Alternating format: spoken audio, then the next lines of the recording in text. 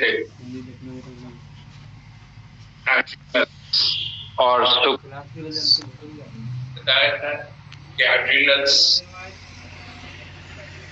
This name was first of all used by Eustachius. Adrenal or suprarenal, the name itself indicates its position. One gland above each kidney.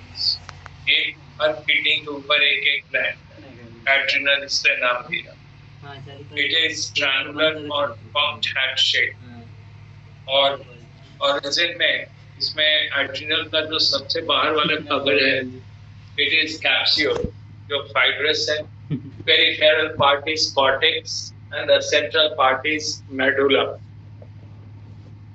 The fibrous capsule is protective and is also highly vascularized. Sir voice कम आ रहा है sir. कर दो रुपए. Fibrous capsule is protective as well as vascularized, whereas cortex, which is the outer peripheral part of the gland, अभी मुझे teacher is mesodermal in origin because it is formed by the retroperitoneal tissues, which are actually the tissues present in the anteroventral side of the kidneys. Kidney के एंटेरोवेंट्रल side में जो tissue है इसका नाम दिया है retroperitoneal tissue. These are mesodermal because kidneys themselves are mesodermal in origin और यही टिश्यू बनाता है cortex. Whereas medulla is formed by the cells called sympathogonia, which have been derived from the neural plate area of the embryonic ectoderm. During neurulation, जब neural tube का formation होता है तो उस समय कुछ सेल्स डिटैच होते हैं which are called sympathogonia. Most of these sympathogonia form sympathetic ganglia as well as sympathetic nervous system, whereas few sympathogonia enter into the central part of the developing adrenal and they together constitute medulla. That's why medulla is nervous ectoderm. Medulla का origin nervous ectoderm है, जबकि cortex is mesodermal. That's why the origin is dual origin है. तो अगर origin पूछेगा तो जाहिर सी बात है कि बोलेगा कि cortex का origin या medulla का origin, पूरे gland का origin तो एक है नहीं, तो इसलिए ध्यान रखना है cortex is mesodermal, medulla is ectodermal. Now अब ये जो cortex है उसमें हमने बताया था कि 3 major divisions है. The cortex has been divided into 3 major parts or divisions. This one, zona glomerulosa, ये जो पूरा का पूरा बीच वाला हिस्सा है, it is zona fasciculata और नीचे ये हिस्सा है zona reticularis. Now zona glomerulosa, glomerular कहने का मतलब glomerular term आता है spherical group. तो ग्रुप के लिए कहते हैं यहाँ पे जो सेल्स हैं they are present in group and these groups are spherical in appearance. ये spherical solid group है सेल्स का and all these groups are arranged in single layer. ये सब एक लेयर में arranged है and these cells synthesize and release large amount of mineralocorticoid as well as a small amount of glucocorticoids. ये ज्यादा release करता है मिनरलोकॉर्टिकॉइड और कुछ अमाउंट है sex corticoid as well as the glucocorticoid. Zona fasciculata, which is the middle and wider region of the cortex, is made up of polygonal or hexagonal cells and these cells synthesize large amount of glucocorticoid and a small amount of sex corticoid as well as mineralocorticoid. And the third one, zona reticularis, because the cells are irregular in shape and they are arranged haphazardly, irregular shape में और बेतरतीब ढंग से arranged है, इसलिए नाम दिया है zona reticularis. These cells synthesize and release large amount of sex corticoid and a small amount of glucocorticoid. एक बहुत important चीज है, ये क्वेश्चन आया भी हुआ है मेडिकल में कि mineralocorticoid is not released from which one of the following region of the cortex? Answer is the zona reticularis. Zona reticularis doesn't release mineralocorticoid. Now cortex का तो ये है और मेडुलर में जो सेल्स हैं of course they have been derived from neural plate area. These cells are stained with the chromic acid से stand होता है, इसलिए इसके सेल्स का नाम भी देते हैं chromatin cells. So these chromatin cells synthesize and release two types of hormones: adrenaline, which is also called epinephrine, and second one is non-adrenaline, also known as norepinephrine. And together these two hormones, means epinephrine and norepinephrine, are together called catecholamines. इन दोनों hormones को commonly कहा जाता है कैटेकोलिन्स. Now अब हम लोग इसका physiology देखेंगे, लेकिन उसके पहले एक इम्पोर्टेंट चीज है एसेसरी सेल्स. तो एसेसरी मतलब हो गया सहायक. There are two types of accessory cells: cortical accessory cells and medullary accessory cells. Now first cortical accessory cells. Cortical accessory cells यानी जो काम कॉर्टेक्स करता है. कॉर्टेक्स क्या काम करता है? कॉर्टिकॉइड रिलीज करता है. तो वैसे ही कॉर्टिकॉइड रिलीज करने वाले कुछ सेल्स हैं हम लोगों के बॉडी में, and these cells are present in the retroperitoneal tissues of kidneys as well as in liver and the broad ligament. Ligament जो होता है कनेक्ट करता है बोन टू बोन. तो कुछ सेल्स हैं जो किडनी में रेट्रोपेरिटोनियल टिश्यू में यानी anteroventral side of the kidney, liver में भी पाया जाता है कुछ सेल्स, और कुछ सेल्स है ब्रॉड लिगामेंट में. सर आवाज लाउडली नहीं आ रहा है सर.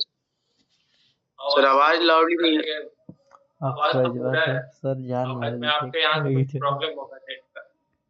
आवाज तो यहाँ से पूरा है.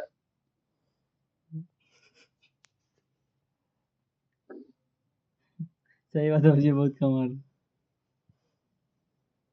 रिकॉर्डिंग कर लो, ठीक है.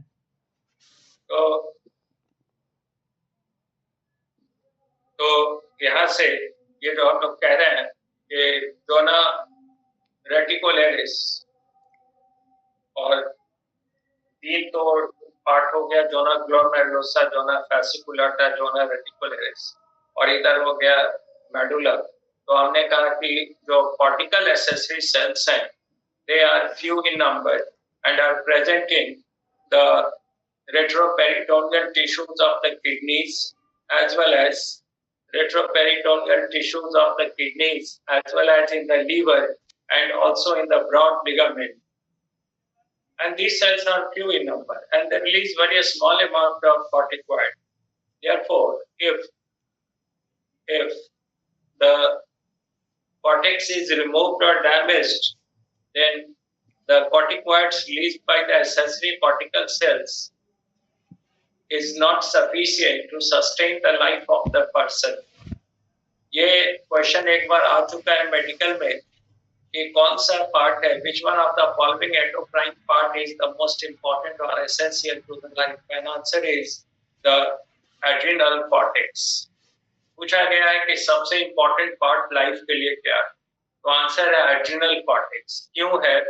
इसलिए कि एड्रिनल कॉर्टेक्स को का जो सब्स्टिट्यूट है या जो उसको मदद कर सकता है accessory medullar accessory cortical cells, they are very few in number, present only in the retroperitoneal tissues of the kidneys as well as in the liver and also in the broad ligament.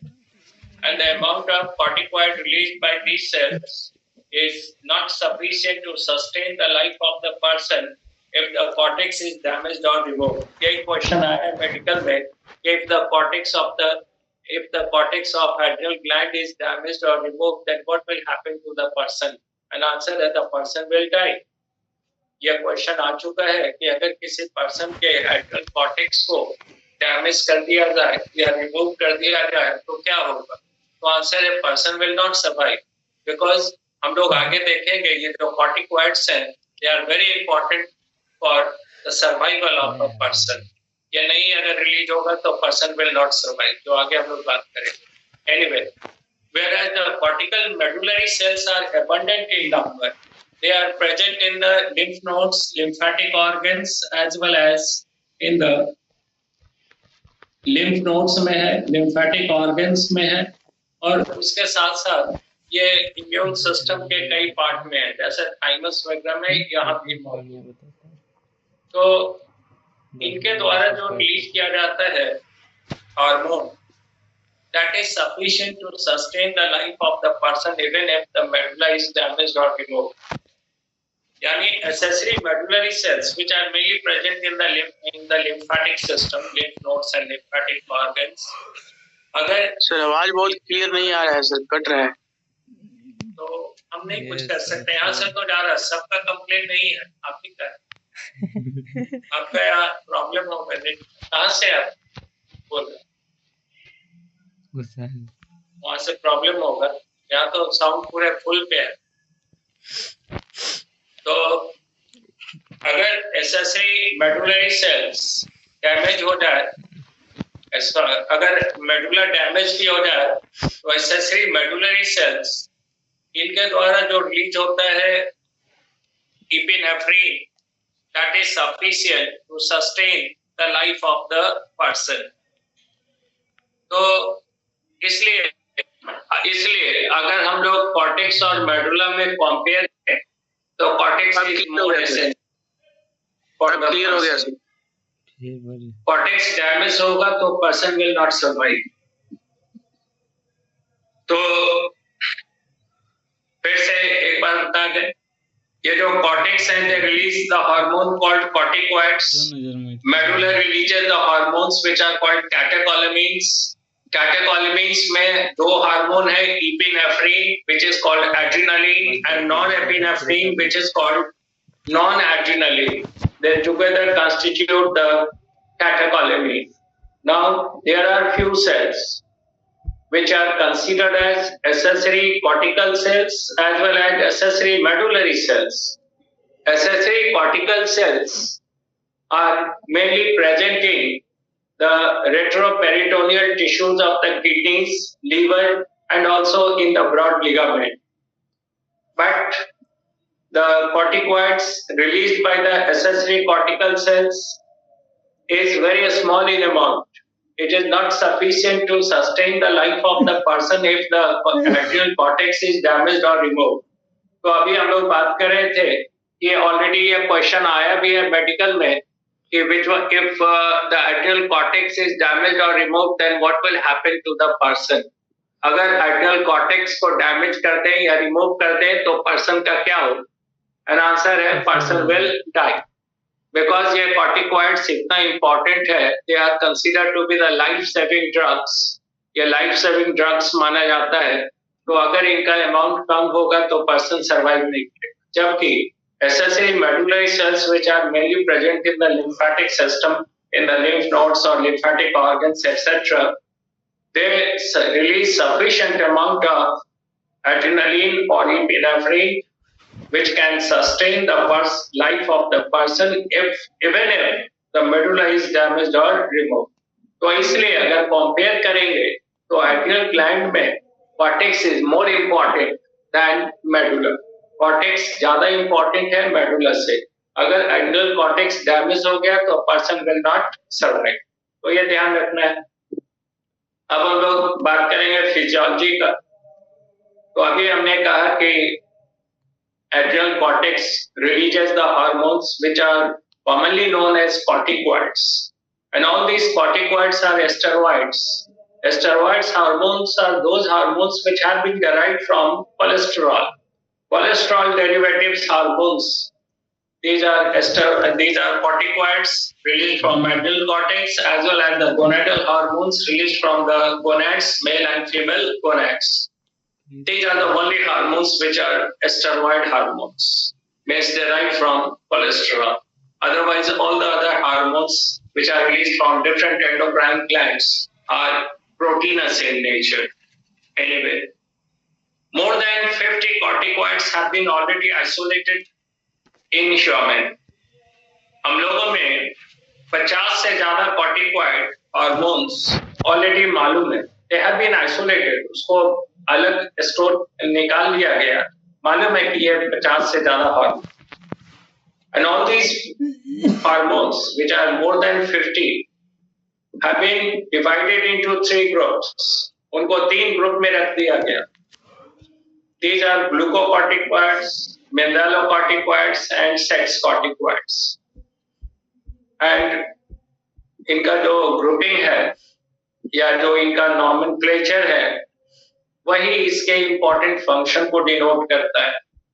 हमारा तो शुरू से stress है कि जो नाम ही होता है वही सबसे इम्पोर्टेंट कैरेक्टर होता है। तो इसका नाम अगर हम लोग कहते हैं मिनरलोकॉर्टिकॉइड, तो ऑब्वियसली इसका काम है मिनरल या सॉल्ट मेटाबॉलिज्म का। अगर ग्लूकोकॉर्टिकॉइड कहते हैं तो ज्यादा रोल होगा ग्लूकोज या कार्बोहाइड्रेट मेटाबॉलिज्म में, और सेक्स कॉर्टिकॉइड कहते हैं तो ज्यादा रोल होगा इन the development of the secondary sexual characters. तो नाम से ही इसका कैरेक्टर मालूम हो रहा है। अब देखें हम लोग first mineralocorticoid. Mineralocorticoids are released in large bulk from zona glomerulosa. Zona glomerulosa सबसे ज्यादा रिलीज करता है mineralocorticoid. A small amount of mineralocorticoid is also released from the zona fasciculata. ये भी कुछ small amount रिलीज करेगा, but zona reticularis doesn't release mineralocorticoid. इस पर क्वेश्चन आ चुका है कि which one of the following part of the cortex, axial cortex, doesn't release the mineralocorticoid? Answer is zona reticularis. तो mineralocorticoid में chief mineralocorticoids are aldosterone. अब corticoid अगर mineralocorticoid कहेंगे तो ये भी तो ग्रुप है, 50 से ज्यादा corticoid का ग्रुप है हम लोगों में रिलीज होता है axial cortex से, उसको 3 ग्रुप में बांट दिया गया। तो मिनरलोकॉर्टिकॉइड, ग्लूकोकॉर्टिकॉइड और सेक्स कॉर्टिकॉइड में भी बहुत सारे हार्मोन्स हैं, लेकिन उसमें जो सबसे इंपॉर्टेंट या सबसे ज्यादा अमाउंट रिलीज होता है मिनरलोकॉर्टिकॉइड्स में वो है अल्डोस्टेरोन। और अल्डोस्टेरोन का हम लोग अभी आगे किडनी पढ़ेंगे, या कुछ लोगों ने अगर ऑनलाइन क्लास में किडनी पढ़ा होगा तो उसमें हमने डिस्कस किया था, नहीं पढ़ा तो कोई दिक्कत नहीं, आगे पढ़ेंगे हम लोग क्लास में भी। वहां देखेंगे किडनी के फंक्शन में ग्लोमेरुलर फिल्ट्रेशन रेट को मेंटेन करने में, यानी 1 मिनट में कितना फिल्ट्रेट रिलीज होगा किडनी से, तो हम लोग देखेंगे glomerular filtration rate is 125 ml पर मिनट। 125 ml फिल्ट्रेट फॉर्म करता है 1 मिनट में। तो आप 60 मिनट में निकाल लीजिए, उसको 24 घंटे से मल्टीप्लाई कर दीजिए, तो it will be round about 170 to 180 litres. 170 से 180 लीटर। तो इतना फिल्ट्रेशन होता है। तो किडनी में जो ग्लोमेरुलर फिल्ट्रेशन होता है उसके बाद वो इंटर करता है बॉम्बिस कैप्सूल में, और फिर तब वहां पे हम लोग पढ़ेंगे कि क्या रखना है बॉडी के लिए, क्या जरूरी है, उसको एब्जॉर्ब करेगा, जिसकी जरूरत नहीं है उसको सिक्रीट करेगा, और फाइनली जो बॉडी के लिए जो अनवांटेड चीज है they will pass out in the form of urine, और बॉडी के लिए जो जरूरी चीज है उसको रोक लिया जाएगा। इसलिए ऑस्मोरेगुलेशन में हम लोग पढ़ेंगे glomerular filtration, absorption and secretion. These three are the parts of osmoregulation. And counter current mechanism भी उसमें डिस्कस किया जाएगा, पढ़ा होगा तो देखा होगा, और आगे फिर पढ़ेंगे, ठीक है। तो वहां पे एक बहुत इंपॉर्टेंट चीज है कि अगर ग्लोमेरुलर फिल्ट्रेशन रेट कम हो जाए, मान लिया हमने कहा कि नॉर्मल है 125 ml पर मिनट, अगर 125 ml नहीं फॉर्म करे फिल्ट्रेट, मान लिया 70, 80, 90 ही फॉर्म करे, तो जाहिर सी बात है कि ब्लड में यूरिया लेवल बढ़ने लगेगा। It will cause uremia, uremia यानी increase in the blood urea level, और it will be highly toxic because urea का अगर लेवल बढ़ता है तो it may cause coma, person coma में जा सकता है, डेथ भी हो सकता है। तो यूरिया लेवल बढ़ेगा, अगर फिल्ट्रेशन कम होगा तो ऑब्वियसली यूरिन का फॉर्मेशन भी कम होगा। तो इसलिए फिल्ट्रेशन को रेट को मेंटेन करना है। अल्ट्रा फिल्ट्रेशन कहते हैं, अल्ट्रा फिल्ट्रेशन यानी फिल्ट्रेशन अंडर ग्रेट प्रेशर, और इस प्रेशर को मेंटेन करने में एक बहुत इंपॉर्टेंट फीडबैक मैकेनिज्म है renin angiotensin negative feedback, RASP कहा जाता है इसको, एनसीईआरटी में लिखा हुआ है। अब इसको यहाँ पे तो अभी पॉसिबल नहीं है डिस्कस करना, जब किडनी हम लोग डिस्कस करेंगे तो बताएंगे, लेकिन जो लोग आप लोग पढ़े होंगे या एनसीईआरटी में पढ़ के देखिएगा, तो मामला ये है कि जब कभी भी whenever the ब्लड प्रेशर घटता glomerular pressure, है glomerular capillary pressure decreases. जैसे अगर बॉमेस कैप्सूल है उसके अंदर ब्लड जा रहा है तो उस ब्लड में प्रेशर घटेगा जिसको हम लोग कहते हैं glomerular capillary pressure. So juxtaglomerular cells which are present in the wall of the afferent renal arteriole will release the factor called renin. Renin. This is renin. Renin. Renin. Renin. It is the proteolytic enzyme जो milk के digestion में मदद करता है. Digestion में बताएं. और ये है renin. It is the hormone released from the juxtaglomerular cells of the kidney. और कब रिलीज होगा? जब glomerular filtration pressure घटेगा. तो this renin will act upon liver.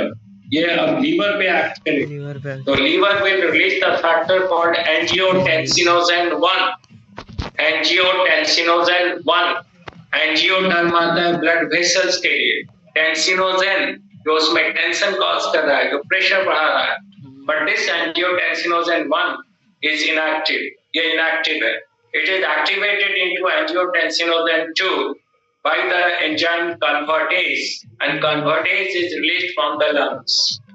ये convertase नाम का एंजाइम है जो लंग से रिलीज होता है. वो इस एंजियोटेंसिनोजेन 1 को कन्वर्ट करता है एंजियोटेंसिनोजेन 2 में. And now angiotensin 2 constricts the blood vessels, yani it constricts the glomerular capillary, increasing the blood pressure as well as the glomerular filtration rate. Secondly, this angiotensin 2 acts upon zona glomerulosa. ये zona glomerulosa पे काम करेगा and it will help in the release of the hormone aldosterone. And this aldosterone will act upon the DCT of the nephron and it will help in the absorption of sodium. अब अगर sodium absorb होगा तो blood plasma में sodium का level बढ़ेगा and increase in the amount of the sodium in the blood plasma will obviously increase the osmotic pressure. Plasma का osmotic pressure बढ़ेगा. It will retain extra water. तो plasma volume बढ़ेगा तो blood pressure will increase. So glomerular filtration pressure is increased or glomerular capillary pressure is increased by two ways. First, by constricting the blood vessels and secondly, by increasing the blood volume. And in both these two factors, ये दोनों काम जो हो रहा है, it is under the influence of renin. This is called renin-angiotensin negative feedback, which is considered to be the most complex endocrine negative feedback in physiology. ये इसको सबसे कॉम्प्लेक्स निगेटिव फीडबैक मानते हैं. कॉम्प्लेक्स इसलिए कि किडनी खुद ही release करता है इस रेनिन को जिससे कि उसका फंक्शन नॉर्मल रहे. तो अब रेनिन एक्ट करता है लीवर पे. फिर लीवर से जो फैक्टर रिलीज हुआ एंजियोटेंसिनोजेन 1 उसको एक्टिवेट करता है कन्वर्टेज लंग से, तो लंग भी इन्वॉल्व हो गया. फिर उसके बाद ये एक्ट करेगा एड्रिनल कॉर्टेक्स पे, तो अब एड्रिनल ग्लैंड भी इन्वॉल्व हो गया. फिर ये एक्ट करेगा डीसीटी पे. तो ये इतना सारा चीज इन्वॉल्व है. That's why it is called most complex negative feedback. तो क्या जब हम लोग पढ़ेंगे एक्सक्रीटरी सिस्टम तो उसका एक डायग्राम भी बनाएंगे, आपके भी असाइनमेंट में रहे, समझिए, कोई दिक्कत नहीं. तो एनीवे मेरा ये कहना है कि as far as the release of aldosterone is concerned, it is mainly under the influence of renin-angiotensin negative feedback. It is not much under the influence of the ACTH. ACTH का mineralocorticoid के release में कोई खास प्रभाव नहीं. यहाँ पे सबसे ज्यादा रोल होता है renin-angiotensin negative feedback का. इसलिए अगर क्वेश्चन आ जाएगा तो आप ध्यान रखिएगा ACTH का लिस्ट, ये नहीं कहेंगे कि दम नहीं है, बट लिस्ट इफेक्ट है, सब बहुत कम इफेक्ट है. मेन जो रिलीज होता है renin-angiotensin negative feedback. लेकिन अगर ग्लूकोकॉर्टिकॉइड की बात करेंगे या सेक्स कॉर्टिकॉइड तो they are certainly under the influence of their release is certainly under the influence of ACTH. उनके रिलीज में ACTH का बहुत इंपॉर्टेंट रोल है और हम लोग पढ़ चुके हैं. ACTH is released from the corticotropes under the influence of CRF, which is the neuropeptide released from the hypothalamus. Anyway, तो ये तो हो गया फीडबैक। अब बात करें हम लोग मिनरलोकॉर्टिकॉइड का, तो अभी कहा aldosterone. Aldosterone acts upon the DCT. It helps in the absorption of sodium. और जब सोडियम का एब्जॉर्प्शन होगा डीसीटी पे तो सिक्रीशन होगा potassium. DCT distal convoluted tubule of nephron, it absorbs sodium and secretes potassium. Yes sir. Sodium का absorption, potassium का secretion. तो सोडियम एब्जॉर्ब हो गया तो बॉडी फ्लूइड में, वहां से चला गया ब्लड में जाएगा तो ऑस्मोटिक प्रेशर बढ़ेगा, प्लाज्मा वॉल्यूम बढ़ेगा, ब्लड प्रेशर इंक्रीज करेगा। तो ये बहुत इंपॉर्टेंट है। It is important in maintaining the blood pressure. Blood pressure maintain कर रहा है तो obviously it is helping in maintaining the metabolic rate. Metabolism को भी मेंटेन कर रहा है, मेटाबॉलिक रेट को मेंटेन कर रहा है, बीएमआर को। इसके अलावा it is helping in maintaining the balance between the salts and water with in the body fluid. Body fluid के अंदर वाटर और सॉल्ट के बैलेंस को मेंटेन कर रहा है, ब्लड प्रेशर को रेगुलेट कर रहा है। इसके अलावा बीएमआर को मेंटेन कर रहा है। और इन सब से के साथ साथ it is also helping in the metabolism of carbohydrate, protein and fat. हालांकि इसका इफेक्ट कम है लेकिन मदद करता है प्रोटीन, कार्बोहाइड्रेट और फैट के मेटाबॉलिज्म में। And it has also little role in the development of the secondary sexual character. देखिए एक चीज बहुत ध्यान से समझ लेना है, ये जो कॉर्टिकॉइड्स हैं, mineralocorticoid, glucocorticoid and sex corticoid, इनका सबका कॉमन फंक्शन, मतलब ये नहीं कहेंगे कि एक कोई काम कर रहा है तो दूसरा नहीं कर रहा है, सब एक ही काम कर रहा है। लेकिन इसका काम कौन कैसा है, ज्यादा इंपॉर्टेंट कौन सा काम है, उसके नाम पर इसका नामकरण है। The nomenclature is based upon the most important function of the organ. तो अगर मिनरलोकॉर्टिकॉइड कहते हैं तो सबसे इंपॉर्टेंट फंक्शन है maintenance of the balance between water and salt, and that is by helping in the absorption of sodium and secretion of potassium. तो obviously blood pressure maintain रहेगा, body fluid maintain रहेगा, plasma volume maintain रहेगा। ये बहुत जरूरी है life के लिए। और इन सब के साथ साथ ये प्रोटीन, कार्बोहाइड्रेट, फैट के मेटाबॉलिज्म में भी मदद करेगा और थोड़ा बहुत मदद करेगा सेकेंडरी सेक्सुअल कैरेक्टर के डेवलपमेंट। अब इससे रिलेटेड एक प्रॉब्लम है और वो है पॉन्स सिंड्रोम। आपके असाइनमेंट में लिखा हुआ है पॉन्स सिंड्रोम, बुक में नहीं मिलेगा, CONN, पॉन्स सिंड्रोम। पॉन्स ने स्टडी किया। अब Pons syndrome is related to the hyper secretion of aldosterone and इसको हाइपर एल्डोस्टेरोनिज्म भी कहा जाता है। हाइपर एल्डोस्टेरोनिज्म यानी hyper secretion of aldosterone, and it is caused mainly due to the development of a tumour in the zona glomerulosa. Cancer पढ़ा हम लोगों ने, अगर जोना ग्लोमेरुलोसा का सेल कैंसरस हो गया तो ये ट्यूमर बना देगा। अब ट्यूमर बनेगा तो नंबर ऑफ सेल्स बहुत ज्यादा हो जाएगा, तो उनके द्वारा रिलीज किया गया एल्डोस्टेरोन का अमाउंट भी ज्यादा होगा। तो एल्डोस्टेरोन ज्यादा होगा, अगर एल्डोस्टेरोन ज्यादा होगा तो डीसीटी पे सोडियम का एब्जॉर्प्शन भी बहुत ज्यादा होगा, और जब बहुत ज्यादा सोडियम एब्जॉर्ब होगा तो पोटेशियम का सिक्रीशन भी ज्यादा होगा। और आप सब जानते हैं कि अगर पोटेशियम का सिक्रीशन ज्यादा होने लगेगा तो cell membrane will get damage. Excessive secretion of potassium causes damage to the cell membrane. यानी सोडियम जब बहुत एब्जॉर्ब होगा तो पोटेशियम का बहुत सिक्रेशन होगा और किडनी का सेल डैमेज होगा। It may cause renal failure, person will die. तो अगर किसी के यूरिन में पोटेशियम का लेवल नॉर्मल से ज्यादा मिलने लगे तो यह खतरे की बात है। खतरा इस सेंस में कि कहीं ना कहीं सोडियम का एब्जॉर्प्शन ज्यादा हो रहा है, किडनी का सेल डैमेज हो रहा है। तो ऐसे कंडीशन को पॉन्स सिंड्रोम कहते हैं। And remedy is the surgical removal of the tumour from the adrenal cortex. ये जोना ग्लोमेरुलोसा का सर्जरी करके ट्यूमर को हटा देंगे तो एल्डोस्टेरोन का सिक्रीशन नॉर्मल हो जाएगा और फिर सोडियम का एब्जॉर्प्शन नॉर्मल, तो पोटेशियम का सिक्रीशन भी normal. Otherwise the kidney will get damage, complete renal failure and death of the person. It is Pons syndrome.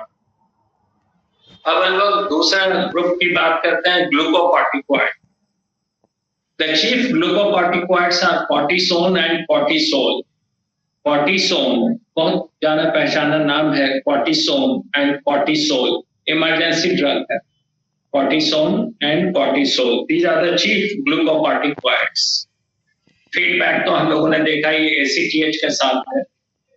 अब ये जो ग्लूकोकॉर्टिकॉइड है, तो नाम से मालूम हो रहा है कार्बोहाइड्रेट मेटाबॉलिज्म में इनका ज्यादा रोल है, लेकिन ये नहीं समझना है कि प्रोटीन और फैट मेटाबॉलिज्म में इसका कोई रोल नहीं है, ऐसा कोई मामला नहीं। फंक्शन अगर हम लोग देखें तो ऑब्वियसली पहले बात करेंगे कार्बोहाइड्रेट मेटाबॉलिज्म। तो it has anabolic effect in carbohydrate metabolism. दो टर्म हम लोग यूज करते हैं, एनाबॉलिक एंड कैटाबॉलिक। एनाबॉलिज्म कहेंगे तो लेवल बढ़ेगा, सिंथेसिस होगा, और कैटाबॉलिज्म कहेंगे तो यूटिलाइजेशन। तो हमने कहा कि कार्बोहाइड्रेट मेटाबॉलिज्म में glucocorticoid has anabolic effect, means it has the tendency to increase the blood glucose level, and means it will cause hyperglycemia। hyperglycemia cause करेगा। और हम लोग जानते हैं कि glucose is the immediate source of energy. Body को अगर तुरंत एनर्जी की जरूरत हो तो ग्लूकोज ही देना है। कोई अगर किसी के साथ कोई दुर्घटना हो गई, कोई बेहोश हो गया, कोई कुछ हो गया, इमीडिएट ग्लूकोज दीजिएगा तो उसके शरीर में जान आ जाएगी, because it is the immediate source of energy. तो ग्लूकोज लेवल बढ़ जाता है। बढ़ता इसलिए है कि पर्सन उस इमरजेंसी को, स्ट्रेस को का सामना कर सके। इसलिए आप देखिएगा कभी कोई सीरियस एक्सीडेंट होगा या कोई इमरजेंसी पेशेंट होगा, मान लीजिए सीवियर बर्न है, जल गया, एक्सीडेंट हो गया या कोई प्रॉब्लम है और उसको हॉस्पिटलाइज किया गया, तो सबसे पहले उसका ब्लड सैंपल लेते हैं। तो बड़ा अजीब लगेगा कि इमरजेंसी है, इसका इलाज होना चाहिए, पहले ब्लड का टेस्ट क्यों करा? तो पहले ब्लड ग्लूकोज का रिपोर्ट आएगा, उसके बाद ट्रीटमेंट शुरू करेगा सब मेजर। ग्लूकोज का जो लेवल है वो इंडिकेट करेगा कि पर्सन का इमरजेंसी में क्या स्टेज है, या फिर कितना इमरजेंसी में है उसका फिजियोलॉजी, इससे मालूम होगा। जितना ज्यादा स्ट्रेस में होगा, जितना ज्यादा खतरा होगा पर्सन को, ग्लूकोज लेवल उसमें उतना बढ़ा रहेगा। बहुत ज्यादा ग्लूकोज लेवल अगर है उस समय, तो इसका मतलब पेशेंट इन इमरजेंसी, तो पहले उसको टेस्ट किया जाता है। तो नॉर्मल कंडीशन में हम लोगों पे भी जब भी स्ट्रेस में आते हैं, स्ट्रेस हो या फिजिकल स्ट्रेस हो या मेंटल स्ट्रेस हो, तो ब्लड में ग्लूकोज लेवल बढ़ जाता है टू फेस द इमरजेंसी। कभी कभी ऐसा होता है, आप पढ़िएगा भी, या हो सकता है आप जानते भी हो, किसी पर्सन के यूरिन में ग्लूकोज पास आउट हो रहा है। कोई पर्सन है जिसके यूरिन से ग्लूकोज पास आउट हो, तो घबरा गया कि नहीं कहीं डायबिटीज तो नहीं हो गया।